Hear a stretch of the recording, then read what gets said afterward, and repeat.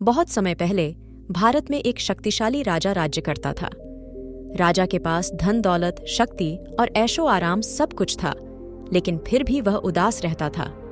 उसे जीवन का असली सुख नहीं मिल पा रहा था। एक दिन राजा को यह समझ नहीं आया कि खुशी कहाँ मिलती है। वह गुस्से और निराशा से भर गया। उसने अपने सबसे बुद्धिमान सलाहकारों को बुलाया और उनसे पूछा, मुझे खुशी कैसे मिले? हमें एक ऐसे व्यक्ति के बारे में पता है जो शायद आपकी मदद कर सकता है। उन्हें बुद्ध कहा जाता है। वह ज्ञान और शांति के मार्गदर्शक हैं। राजा बुद्ध से मिलने के लिए निकल पड़ा। रास्ते में उसे कई कठिनाइयों का सामना करना पड़ा, लेकिन वह दृढ़ रहा। आखिरकार वह बुद्ध के पास पहुंचा और उन्हें अपनी परेशानी बताई।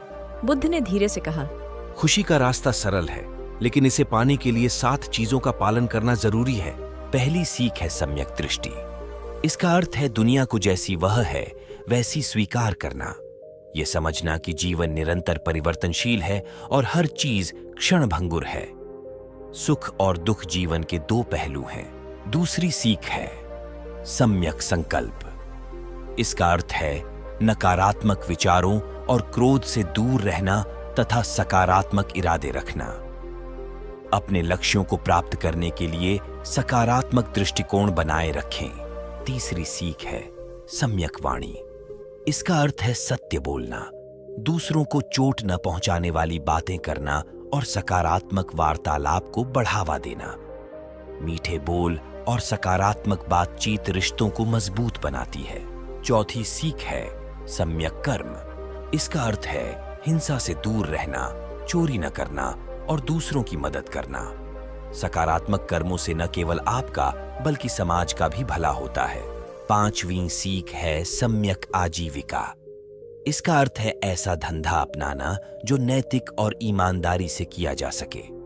दूसरों को धोखा देने या नुकसान पहुंचाने वाले कार्यों से दूर रहें। ऐसे काम करें जिससे आपको संतुष्टि मिले और समाज का भी भला हो। 6ठी सीख है सही प्रयास। इसका अर्थ है सकारात्मक आदतें अपनाना और नकारात्मक आदतों को दूर करना। ध्यान और सचेतनता का अभ्यास करें। अपने लक्ष्यों को प्राप्त करने के लिए सही दिशा में निरंतर प्रयास करें। 7वीं सीख है सही स्मृति। इसका अर्थ है वर्तमान क्षण में सचेत रहना। अपने विचारों, भावनाओं और शारीरिक संवेदनाओं से अवगत रहें। भूतकाल या भविष्य की चिंताओं में न फंसे। वर्तमान क्षण का अनुभव करें और उसमें शांति खोजें। बुद्ध की बातों को सुनकर राजा को ज्ञान प्राप्त हुआ। उन्होंने समझ लिया कि खुशी बाहरी चीजों में नहीं बल्कि उनके अपने मन में है। राजा ने अपने राज्य में वापसी की और सीखे हुए पाठों को लागू करना शुरू किया। उन्होंने क्रोध और लालच को त्याग दिया, सकारात्मक विचारों और कार्यों को अपनाया। राजा के परिवर्तन का प्रभाव पूरे राज्य में महसूस किया गया। लोगों ने दया, ईमानदारी और शांति का मार्ग अपनाना शुरू कर दिया। राज्य में खुशहाली लौट आई।